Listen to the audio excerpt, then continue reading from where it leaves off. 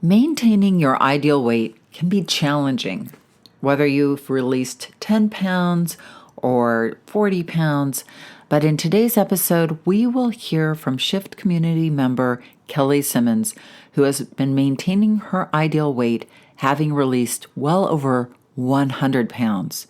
And you probably think, what is she eating? How is she exercising? But the key to Kelly's success has been in some major shifts that she's made in her mindset. In my interview with Kelly, we are going to explore her weight release story, but for our Mindset of Maintenance series, we are primarily going to look at what is the mindset that she used to keep the weight off and is continuing to use. So grab your winter coat because we are heading to Alaska, and come on in. Did you know that our struggle with weight doesn't start with the food on your plate or get fixed in the gym? 80% of our weight struggle is mental. That's right. The key to unlocking long-term weight release and management begins in your mind. Hi there, I'm Rita Black. I'm a clinical hypnotherapist, weight loss expert, best-selling author, and the creator of the Shift Weight Mastery process. And not only have I helped thousands of people over the past 20 years achieve long-term weight mastery, I am also a former weight struggler, carb addict, and binge eater. And after 2 decades of failed diets and fad weight loss programs, I lost 40 pounds with the help of hypnosis. Not only did I release all that weight, I have kept it off for 25 years. Enter the Thin Thinking podcast, where you too will learn how to remove the mental roadblocks that keep you struggling. I'll give you the thin thinking tools, skills, and insights to help you develop the mindset you need, not only to achieve your ideal weight, but to stay there long term and live your best life. Welcome, everybody. Come on in. Hello, hello, hello.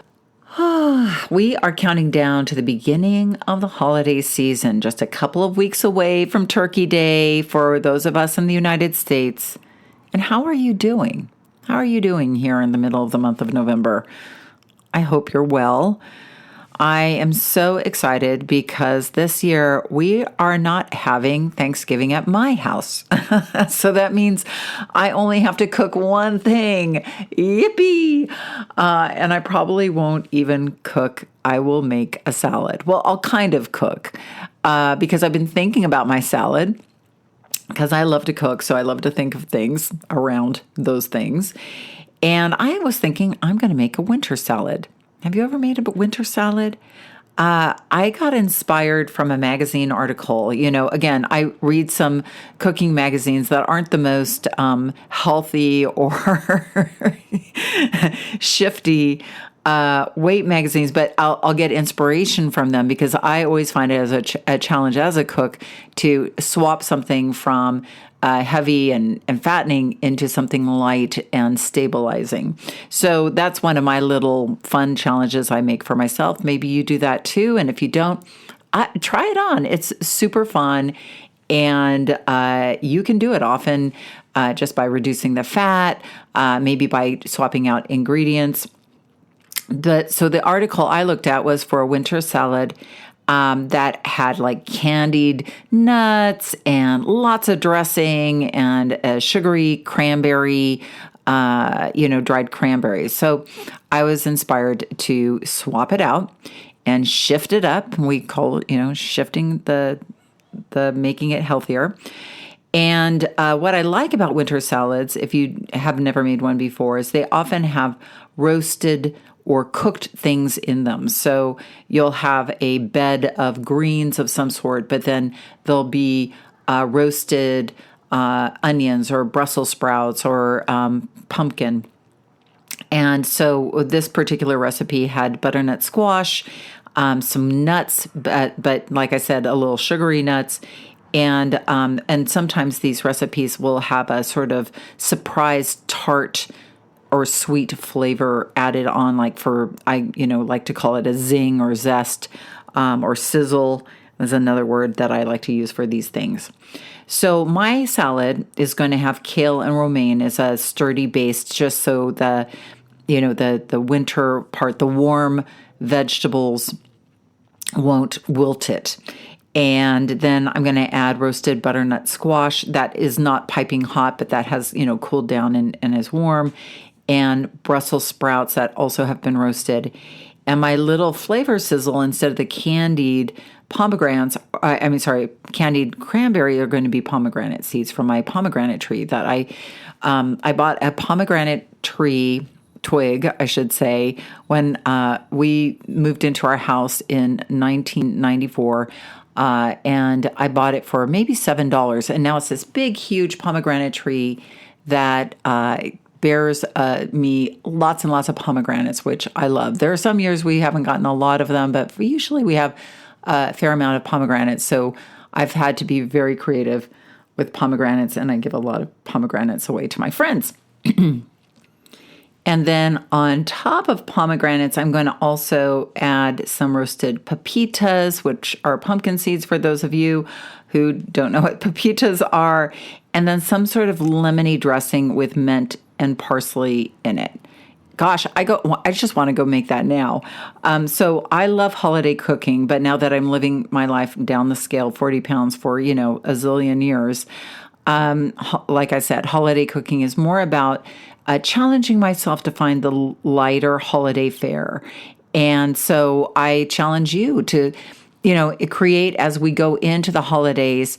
Don't be like it's either chicken and broccoli or all the fun holiday food, but how can I make that holiday food healthier for me? That is always a great challenge to have. And if you're already doing that, awesome, good for you. Okay, so speaking of lighter, I interviewed the Shift community's very own Kelly Simmons about her weight maintenance for our fall or autumn mindset of weight maintenance series, and I can't wait to share this with you. But here is some coaching. Don't listen to what she is saying, but listen to who she is being. That is the key to mastery. Who you are being becomes the key to long-term success. So really listen, allow your subconscious mind just to get trained in the way of beingness around mastery and maintenance. And if you want to learn more about shifting your mindset, you can always join my free masterclass. The link is in the show notes. We do a light hypnosis session for weight release. We really get into how to shift your mindset for long-term success. Not just for success, but long-term success. Now, on to Kelly. Let's download some of her wisdom here today. Welcome back to the Thin Thinking episode, Kelly. It's really great to have you here. Thank you. It's good to be here. Yeah. So you're just getting through the summer in Alaska. You were telling me before we hit record that it's now raining, getting a little cold. But I know I'm so proud of you having released an overall 140 pounds and 67 with the shift. But we want to talk to you about maintenance today. But before we do, for somebody who has never heard your story before, I just would love for you to just kind of give us the Reader's Digest version of your story so that they can, kind of know the background and know how you got to being here today in maintenance for 6 months. So I think I've always felt like I've been overweight. So I've tried it all. I've done the liquid diets, the starvation diets, the anything it was offered, I tried it. And about 10 years ago, I started doing clean eating, but I finally, even clean eating, I hit a plateau. I couldn't lose any more. And I, same old, something's broken with me. Why can't I make it work? And I told a friend that it's got to be in my mind. It's I've got to be the reason. And so I started doing some research and I found Shift, and that everything clicked. It's been a long journey. It's been over 40 some years since I've been at this weight, but this last year and a half with Shift has been great. And it finally, with that last piece of the puzzle of the last 10 years that I've been clean eating and trying to get the last of the weight off, it worked. Yeah. Well, I mean, your mind worked and you created a very powerful place to be. Um, you know, as because it was, I know you released weight in chunks, like, 140 pounds. If you think about that, that's an entire other human being that you've released, Yes. like, and, and been a powerful journey because I know you said even before shift, you made a conscious decision to change your diet and change how you saw yourself in. So as you were getting towards, this place you are now, were you afraid? Like, what kind of feelings have been coming up, like came up for you as you were getting to this place where you knew you were like going to be settling in um to more a maintenance mode more than a release mode? So, I always told everybody, I know how to lose weight. I don't know how to keep it off. Right. And so that same old adage of, okay, am I going to be able to do this? Am I going to be able to keep it off? Um, and what I've learned is I never believed in myself. Mm, People never believed in me. mhm. So even so when I'm starting to struggle, they're there to, okay, it's okay. You can lose it again. And I got tired of that. I wanted to feel good about myself all the time. Yeah. And so this time with the shift, I learned to believe in myself, to have that confidence of, oh, you know what? I'm in control of me, not these fad diets, not these quick fix. And if in maintenance, if I decided to, oh, you know what? You got into a little bit of cookies or whatever. It's okay. You know what to do. Use your tools and get back to where you need to be. And I don't have that fear of gaining anymore. That's I so know even great. if that scale changes, it's going to come back down because I have it. I can do it. Right. And what I'm hearing is, and I've heard this too with some of the other shifters I've interviewed, there's this distinct difference between good and bad. And then like in what you're learning is, or you've learned are these skills and these tools and the answers in you. So it's no, Yes. you're not being good. You're not being bad when you eat the cookies. You're making a choice. And then you have the tools to get back on track and keep going. Yeah. Mhm. That's huge. And I think a lot of people, I've been talking about living in the gray, like, the black and the white, and then there's the gray. What you're talking about is really the gray, Yeah. the really managing yourself and managing your feelings. Do you think has been the most helpful mindset tool that has helped you with regards to that? Has it been positive affirmations? Has it been um, hypnosis? Has it been thinking your day through ahead of time? Like, what are some of the mind tools that you've been using that have been helpful for you? I don't do a lot of, well, I do internally, I guess that the inner coach is my best friend. We, you don't even realize how much you're conversing with your inner coach. And I do it a lot. We shift midweek, we shift midday. It's okay. We're gonna fix this. We know how. One of the tools that I remember you saying is, our brain doesn't know no. So if you say no, I'm not going to have a cookie, you want the cookies. So my Mhm. thing is, I learned never say never.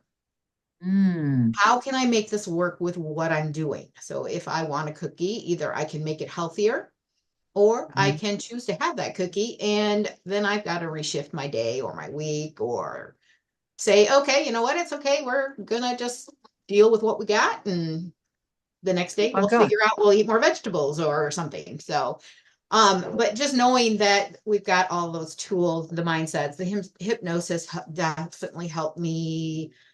Um, my favorite one was patience and persistence. When the weight wasn't coming off, have patience, have persistence. You're doing the right thing. Um,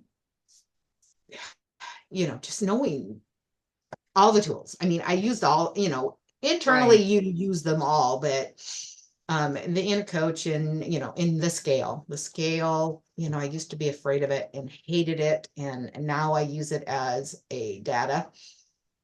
you know, what did you do yesterday? Well, what's the scale say? Okay, let's shift and let's figure out what we need to do today. I And love how you're using all of those skills, which are, they seem like diet things, but they're really all using your brain in mhm. a different way. Um, as you've gone down the scale, significantly, what do you think was your biggest challenge along the way, or your biggest challenge? Like, it sounds like your, maintenance for you has been fairly easy, but would you say that there have been challenges, and what have you done to overcome those challenges? So yeah, challenges. The first one was accepting the changes and seeing them. Hmm. I remember my first 20 pounds, I freaked. It was like I didn't know what to do with it. And now that Right. I've got the weight off, if I look down and I start hating what I see looking down my body, I'll go to a mirror and then look at it and start saying, "Oh, but look at you got, you're looking at it in one section. You've got to look at your whole overall body and everything is looking good. Everything's working well together." Yeah. Um, my biggest issue that I had recently is like I said, I'm getting ready to go see my folks for vacation. I haven't seen them in a while. And my inner critic finally found a voice, and it was my Mm. dad. Oh. And I learned how to hide food and eat Mm. secretly because when you're heavy, you don't want people to see you eating. Yeah. And one of his biggest things was, "You're eating again. Even if I hadn't eaten all Mm. day, you're Mm. eating again." And I knew that that was coming or will Mm. be coming. So I've been working with my inner coach internally. How am I going to broach this subject with my dad and explain to him that I eat differently now? I know how many calories I have a day. I spread them out, or I'll eat a lot of vegetables so that I can get that bulk and not snack. So I got to Mhm. teach him that it's okay for me to eat to maintain this weight the way it Mhm. is. And so Mhm. I've been internalizing that and figuring out how I'm going to make it work. Oh, good. And That sounds great. yeah, and then the other day my husband came up to me. I was eating a salad. He goes, "You're eating again," and I had to step back. I waited a couple days and then I had to have a talk with him and explain to him that is a trigger word for me, Oh. really big, because I'd want to go eat. And I said, can you rephrase that? So I'm teaching him how to rephrase it so that I'm not getting triggered in wanting to overeat. I So love that. That's really powerful of you. That's really great. I love how you waited a couple of days. yeah. I think that's important. Um, with your dad, it sounds like you can't really teach an old dog new tricks, that you might just need to kind of laugh it off, or, you know, let him have his say, and then just take a break and go into your bedroom and breathe and Hmm. connect with yourself and remind yourself, I'm whole, I'm here. Yeah. Um, so that's interesting, that it sounds like a lot of your taking ownership of where you are right now is, you've got a really strong foundation within you, but now it's like teaching other people that you're good. I mean, not being good, but that I've got this. Hmm. You don't have to worry. I mean, it's interesting, isn't it? The dad thing. Um, partially my guess is it comes from fear from him on some side of it, like fear that, and very old fear. I mean, come on, you're, grown woman, you've been out in the world, you're successful, you have a good life, and, you've released so much weight. Do they not comment on your weight release? They do a little bit. The first time I told him I lost like 140 pounds, his first comment was, "How much more are you going to lose?" Oh, Oh, yeah. yeah, They don't have that's that tough. concept.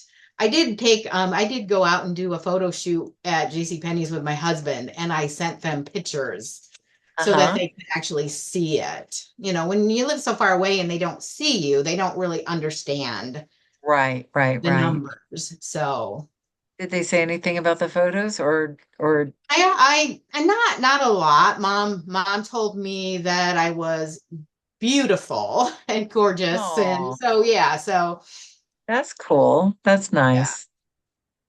Yeah, parents are hard. It's hard sometimes because they hold you in a certain place in their mind. It doesn't change a lot. No. Um, and as a kid, you just want so desperately for their approval. But there's, I mean, how old is your father? They're mid 70s. Okay. So he's not super old at all, No. but just he- um he's not going to change. But No. you can change your relationship to the way he communicates with you, and that's what you're doing before you even go, which is Yep. very, very smart. Um I hope you have a good time just breathing through it. And do you have an escape route when you go to Florida? Like if you're feeling a little pent in the house, like you can get out and go for a walk? Oh yeah, my mom walks the dogs, but my husband and I already planned. We're gonna go paddle boarding. We're gonna do zip lining. I actually thought about I might take my dad and see if he wants to go fishing. Oh, cool. And then I want to go. Remember, I told you I wanted to ride a horse. Well, I haven't done that yet. Yes. So I'm going to see if I can find a farm where I can maybe at least go touch a horse or go visit. And so I got some plans. I got things that we can get out and do. And I'm not going to sit in the house and just twiddle my thumbs. Um, if you had to give advice to anybody who is like getting near their maintenance spot, their sweet spot, but it doesn't sound like you were afraid of it. A lot of people have fear that, some fear that they're not going to be able to keep it off, and there's that disappointment in themselves because I think it's almost a PTSD sort of thing, like losing weight and then gaining it back. It's so painful. Um, what advice would you have for them? It's what, given your experience, like what advice would you have for them as they're approaching their maintenance weight? So my biggest fear when I got towards mine was, having to increase calories. Hmm. That scared me the most because I Hmm. redid my numbers and it's like, no, I can't eat that much food. Hmm. So I still have my goal of calories of about 1250, 1300 calories. Hmm. When I exercise, I know I can add a couple extra different foods in there without changing the scale. So Yeah. knowing your numbers, knowing your comfort, but don't be afraid to eat. You got to eat. Mm. Hmm. Know that if the scale's going up, you're avoiding something. You're not Mm. counting your calories, you're not being true to yourself of what you're eating. But you have to continue believing in yourself. Yeah, that's so important. Very good thought. Um, so how did it feel when you added a few more calories? So were you like, is it am I gonna gain weight? Am I, like all of That's what that went through your mind? I did. I first did it because I think it said that I could eat up to 1700 calories. I'm not Mm. comfortable with that. Hmm. 1300 is still losing for me. Hmm. But in the evening, if I feel like having a piece of dark chocolate, I know I have that buffer. Yeah. I don't overeat and hit my hard number, my high number. I try and keep it low. And then if I do have that hunger or have that day where I want to eat more, I know I still have that window. And I Yeah. am still, even though I've hit my goal weight, I still want to lose a few more, shifting down a little bit. See if I can hit oh my gosh, you look too skinny. I haven't hit that Mm. spot yet, but um I just slowly shift. I'm Yeah. okay if the scale goes up a couple pounds.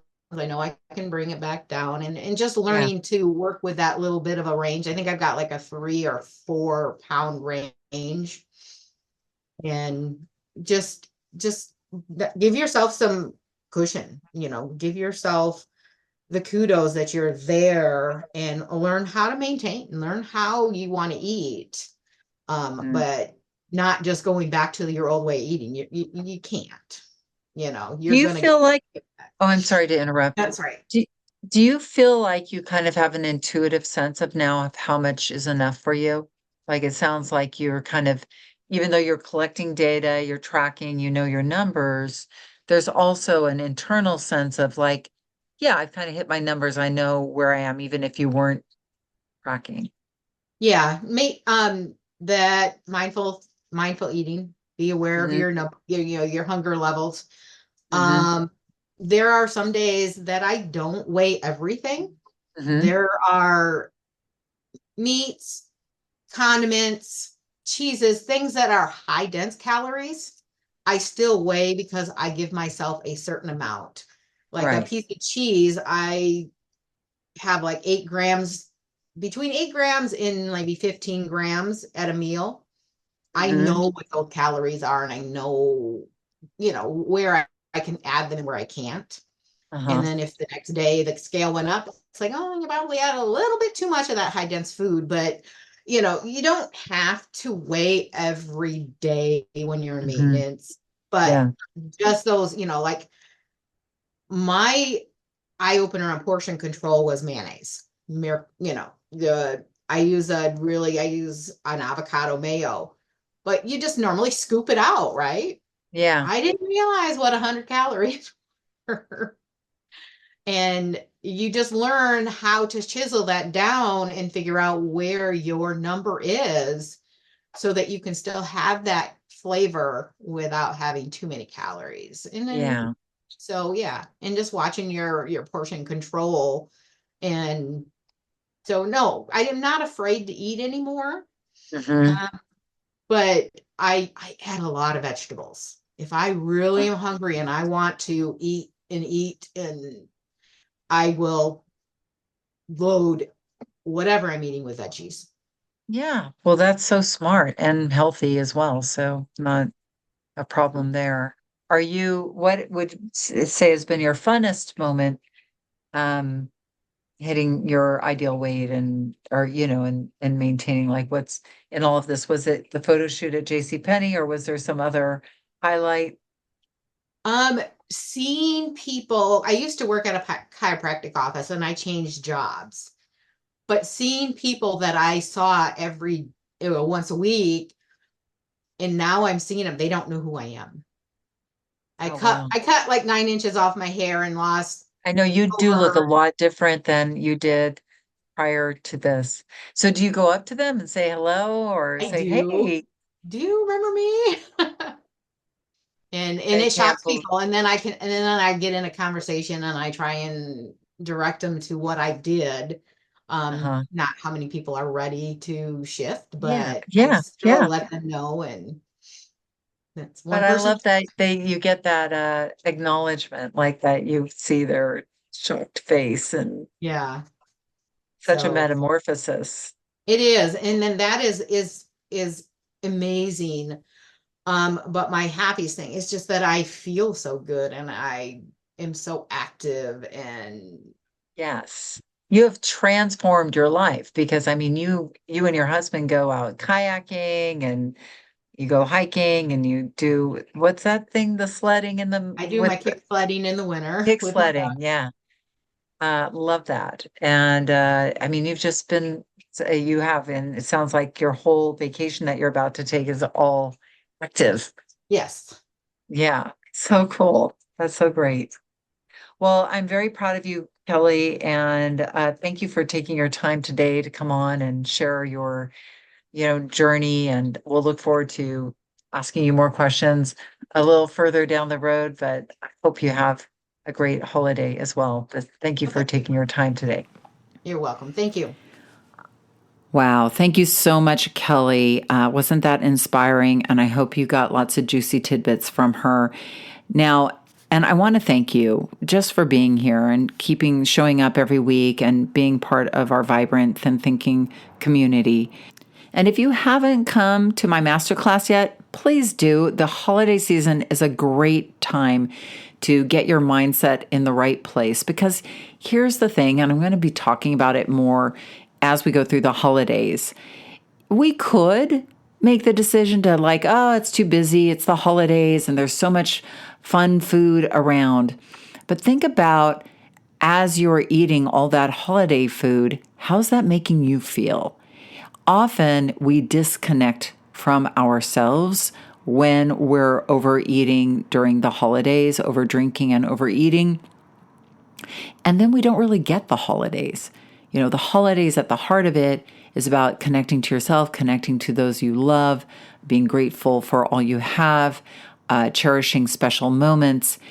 And if we give up on being healthy and taking care of our bodies and giving up on exercising and moving, that is going to take away from your holidays rather than adding to it. And I'm not asking you to believe me. I'm asking you to go back to past holidays and think about it. How did you feel during the holiday season? You're sitting there maybe with your friends and family, but you're having an inner dialogue like, why did I do that? Why did I overeat? Beating yourself up while you're in the midst of a magical Christmas or Hanukkah or holiday time. So I'm speaking to the part of you that really wants to head into the new year not trying to start over and lose the weight that you gained during the holiday season, but the part of you who wants to be healthy through the season, connected to yourself, feeling light, feeling vibrant, feeling like you're ready and able to be present and mindful and really enjoy the holiday season this year in a different way, a way where you are showing up for yourself and therefore being able to show up to the magic of the season. Okay, just food for thought. Now, again, so the masterclass link is in the show notes. If you want to go sign up, it's easy. You can do it from your phone, your tablet, your desktop. We make it easy for you. All right. So have a great week. And remember that the key, and probably the only key to unlocking the doors of the weight struggle, is inside you. So keep listening and find it. I will look forward to seeing you here, same time, same place next week. You want to dive deeper into the mindset of long-term weight release? Head on over to www.shiftweightmastery.com. That's www.shiftweightmastery.com, where you'll find numerous tools and resources to help you unlock your mind for permanent weight release, tips, strategies, and more. And be sure to check the show notes to learn more about my book, From Fat to Thin Thinking: Unlock Your Mind for Permanent Weight Loss.